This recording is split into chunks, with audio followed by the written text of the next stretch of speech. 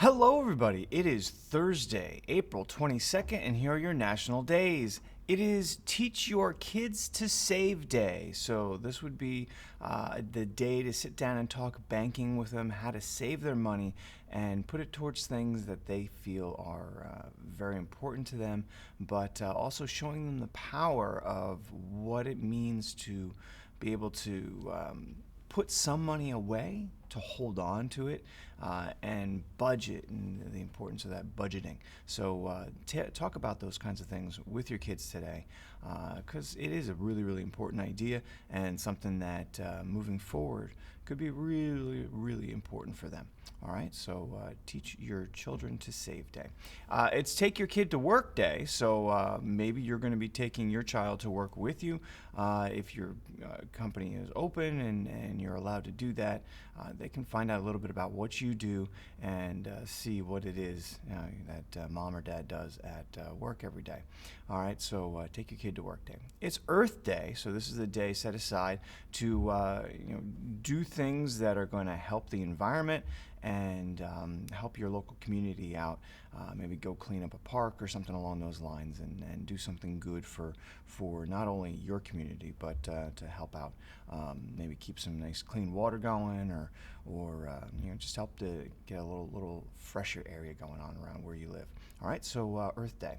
It's Thank You Thursday, which is pretty cool. Acknowledges the idea of Thank You Thursday is that you're going to acknowledge those that help make your life easier. So just do something nice for people. It's just I don't know, it's just a nice thing. All right, get out there, go do it. It's Beagle Day, so this is the day we're honoring this wonderful dog. It was initially used as a hunting dog.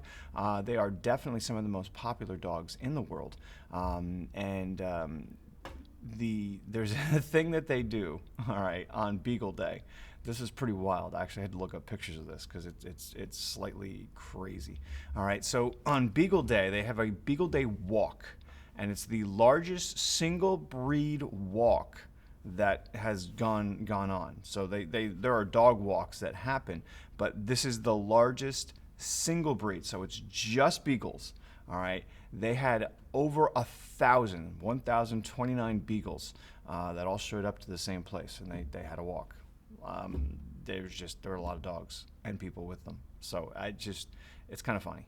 But I happen to think of that. I think it was the Secret Life of Pets, where they're like, I have my person, kind of thing. I think it was that, but I could be wrong about that. So it was over 1,000 dogs and their person. So I just thought that was a kind of a funny thing, but that's stuck in my head right now.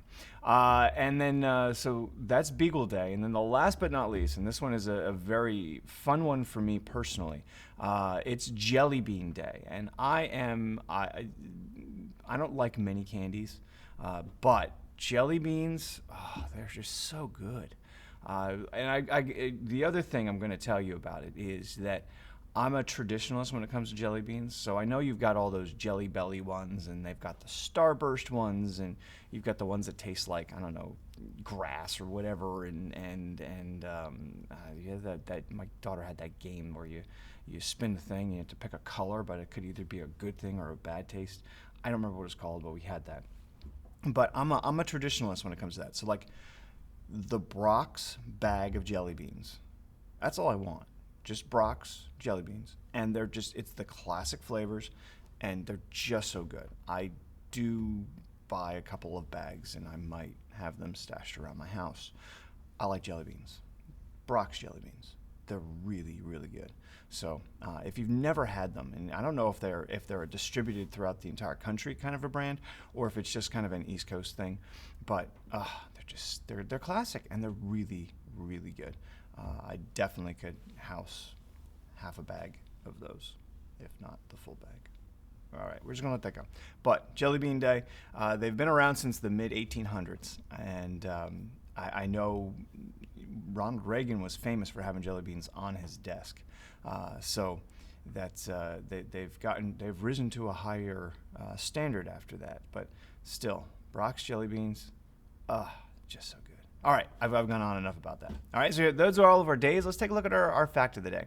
The hottest chili pepper in the world is so hot it could kill you. Now, that's one of those over-dramatized headlines. No, I'm not going to go any further than that, but that's the kind of headline that you would expect to read on a story, especially things that we've seen over the last year. Just like, you putting on your left shoe backwards could kill you. Anyway, so I'll read that again, take out all the other thoughts that are going through my head and yours, and let's see if we can move on. All right, so the hottest chili pepper in the world is so hot it could kill you. Yes, I did a little drama there.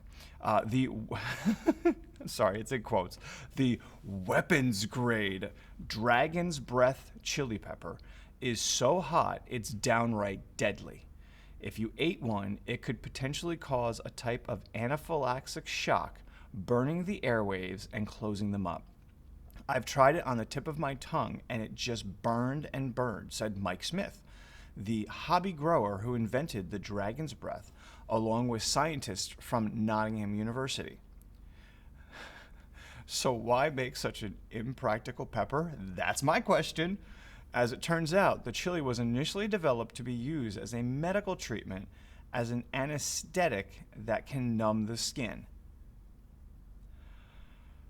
I have many questions. But great. Did it work? Why would you try to put it on your tongue if you're trying to make it a something that's going to be used in medical treatment? I'm asking for that guy. Nope. All right, so I think I've said it before on one of these. If you can't taste the food you're eating, the heat's too hot. All right, so I get all I was young once. I used to do all those competition things where you with your friends and you're like, hey, let's see how many jalapenos you can eat before you can't feel anything. I've done all that stuff. All right, great. What's the point in having something so hot that you can't taste anything after that? Like, that's just, I like heat, I do, but like, you got to be able to taste. And this, you're not supposed to eat this, dude. Mike Smith, what are you thinking? All right, so that's cool. I'd love to know if it actually worked, but I'm not going to be eating any of those anytime soon. All right, so there you go, everybody. Go find some jelly beans because they're amazing. Go thank somebody because it's Thankful Thursday. All right, and we'll see you right back here tomorrow when we get to celebrate Friday. All right, have a good one, everybody.